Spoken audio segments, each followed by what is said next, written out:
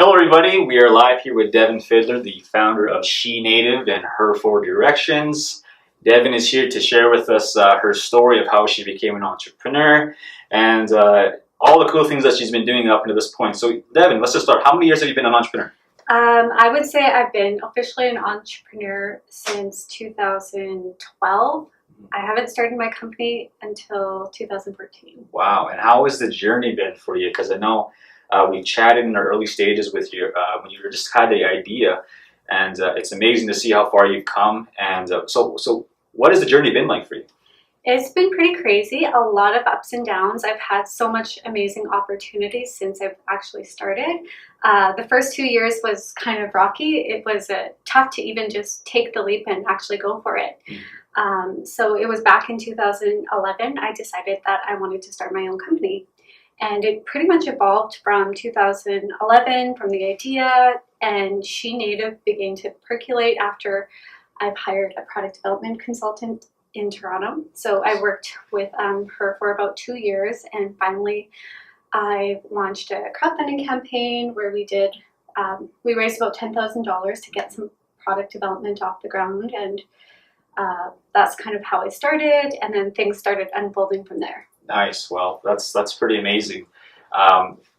So let's backtrack even further. Tell us about your roots and how that created who you are today. Talk about where you grew up and how that influenced you today.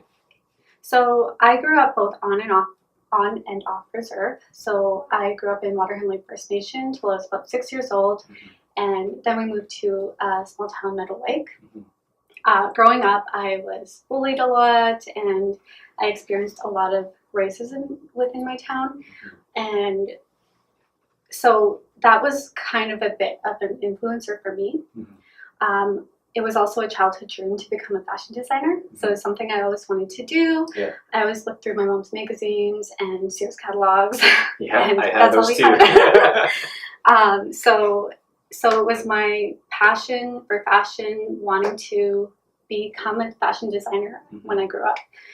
And the other part of it was, I guess, after growing up in a small community and having a lot of negative experiences as an Indigenous woman, that was really the root cause of SheNative and why I want to empower Indigenous women and girls. And it wasn't until my job where I've actually started working with entrepreneurs in 2010 to 2012 is when I kind of got the entrepreneur spark, entrepreneur bug. That's when I seen getting started. Yeah, that's cool. Wow, that's pretty amazing. So tell us about an experience that has defined you. Like you talk about, having to overcome racism and I'm assuming as well gender discrimination towards yourself. So tell us the defining moment that said, you know what, I'm going to do something about this.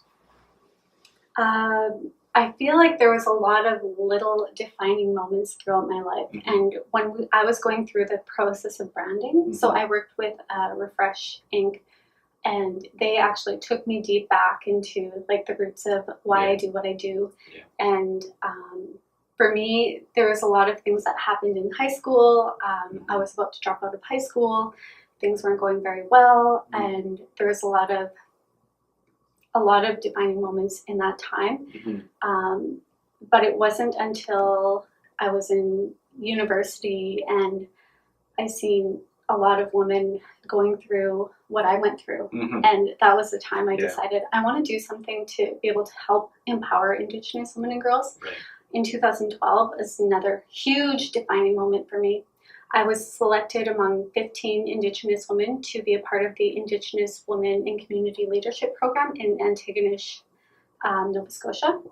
That was the program that really helped me come out of my shell and gain leadership skills. And it was that moment and that program that helped me define my goals. My goals back in 2012 was to own my own house, become an entrepreneur, have a baby, get an MBA, and there was one other thing, I guess have like a beach body. But it's now 2016, I have a newborn baby. He's 4 weeks old. Just in the back here, right outside of us. So I think this is one of your first outings with your baby, so it's pretty cool. She's here right now. She's giving her time to you guys, so hopefully you guys get inspired right now. And the other goal was I own my own house now with my partner Chad, and that happened really quick. And we're opening our own store at the Center Mall September 1st. So that's really exciting for me. So I'm now a business owner. So a lot of these goals that I set in 2012, I'm actually doing. The next step is to get my MBA, and I'm hoping to enroll in a program this year. Nice. Wow. So you can see all the things that she's been up to. She doesn't stop. She just keeps moving forward. So anyone who's watching here, take that as advice. Don't stop at once you achieve a goal, don't stop there. Just make a new goal and keep going. That's how people become super successful. So I think Devon's a prime example of that. Devon, do you have any words of advice to anyone who might be sitting on the fence right now of pursuing their dream, their passion, maybe it's through entrepreneurship or something else in a different industry? So I guess my message to you is to be really persistent. You're going to have a lot of ups and downs. There's going to be a lot of failures.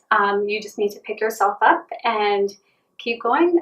Pivot where you can. So sometimes things aren't going to work, and you're going to have to accept that and make the next move. Have another goal and make the next move. So, and one of the big things for me was actually taking the leap and doing it. So one of the things that I struggle with, and I still struggle with, is taking the leap and moving forward.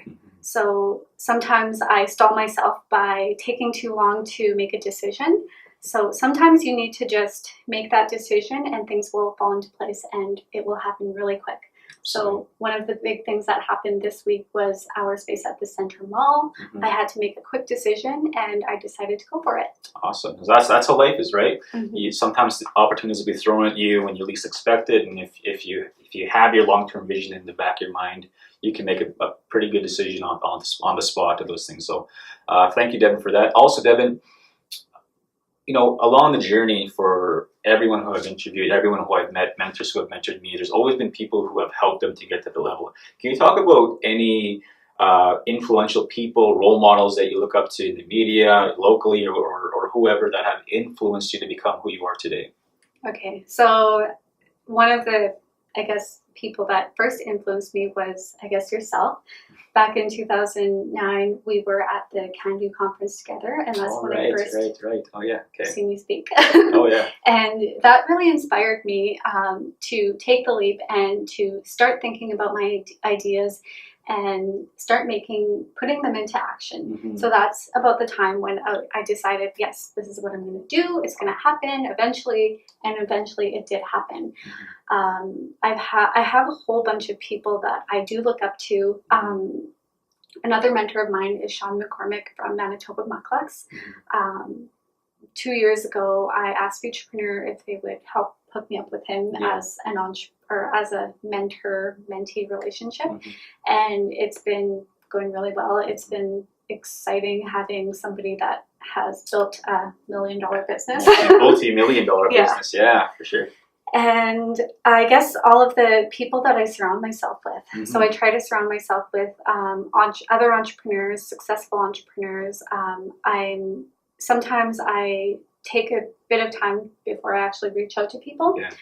For example, Sheena Repath, the product development consultant that I hired in 2013, I knew about her for about 1.5 years before I actually reached out to her.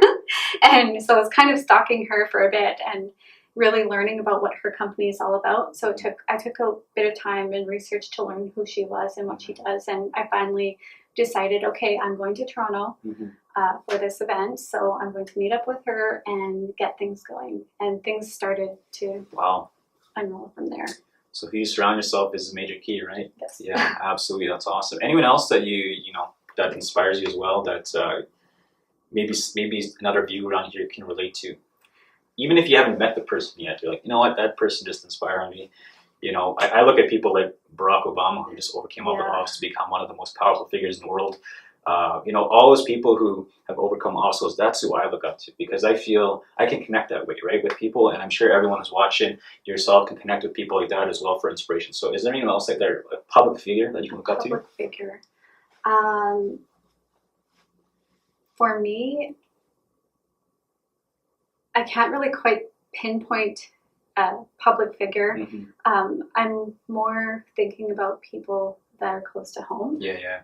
So one of the people that does inspire me is my mom. Nice. So she's a hardworking woman. Awesome. Let's talk about your mom. So my mom supports me a lot in my business, and she actually works within my business. So she's our financial person. Wow. She's our chief currency queen. Nice. So she helps keep my books in order, payroll, and I'm learning a lot from her.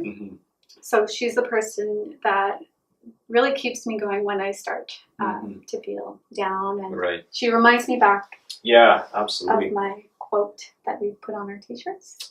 And what is that quote? She believed she could, so she did. There you go. Devon, is there any last words of encouragement today that you would like to give to our viewers right now who need the absolute best quote of inspiration from someone like yourself, who is a woman entrepreneur, a role model to so many people across not just Saskatchewan but beyond Saskatchewan, and has really set the bar for a lot of Aboriginal entrepreneurs here in Canada? So is there any last words of advice for them? For me, I think it's pretty simple. Just go for it. You need to believe in yourself to be able to do it. And for me, it really did come from within. And I think for yourself as well, nobody's going to make things happen for yourself. You really need to believe in yourself and have faith that you can do it. Right. Was there any defining moment that made you say, you know what, this is finally, I got to do this right away? Because like I went through this for, you know, we as human beings, we tend to make excuses for not taking action, or we make up scenarios of this is why I can't do this, right? We make excuses. I've been one of those people. I've done that for my whole life. I've been that person. But it wasn't until like within the last, when I was getting my entrepreneurial journey, where I said, you know what, I just got to do things without thinking about them so much, because when I think about them too much, I get negative on myself. I get hard on myself. Was there any like defining moment for you where you said, I'm just going to keep doing things and I don't care what anyone else thinks, I'm going to do it the way I think it will work out, and it usually works out that way? So is there any moments like that happen like that for you? All the time. I still deal with it. So one of the big things for me right now is with my new baby, I get a lot of people saying I should just stay home and not do anything and not work. But there's no way I can just not do it. So for me, I just decided, you know what, I'm going to have to take the minimum amount of time to continue to work within my business and oversee my business. But there's no way I can just stop cold turkey. I can't do it. Right.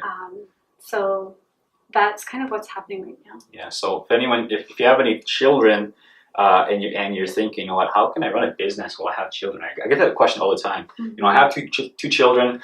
I'm thankful I have a supportive wife who does the majority of watching them while I'm doing things like this and working with other people. So is there any, I guess, last words of advice to any of the mompreneurs out there who might be like, man, I need that. How can I do this, right? Well, it's not going to be easy. It is pretty tough, and I've only been a mompreneur for about 4 weeks now, and I'm still figuring it out. And there's a lot of things that you have to consider. Breastfeeding is one of them, and it's really hard when you have to. But there's ways around it. There's ways you can work from home. You just make it work, and you hire out what you can't do yourself, and that's what I've had to do for myself. Absolutely. Well, thank you so much, Devon, for coming in today. Where can we find you if anyone wants to contact you, wants to learn more about you? Where can we find you? You can find me at www.shenative.com. I'm also on Facebook, SheNative, Twitter, Instagram, Pinterest. SheNative Goods is my handle. And you can also email me at devon@shenative.com. And I also have somebody working for me, Alexandra Jarrett. She can be reached at admin@shenative.com.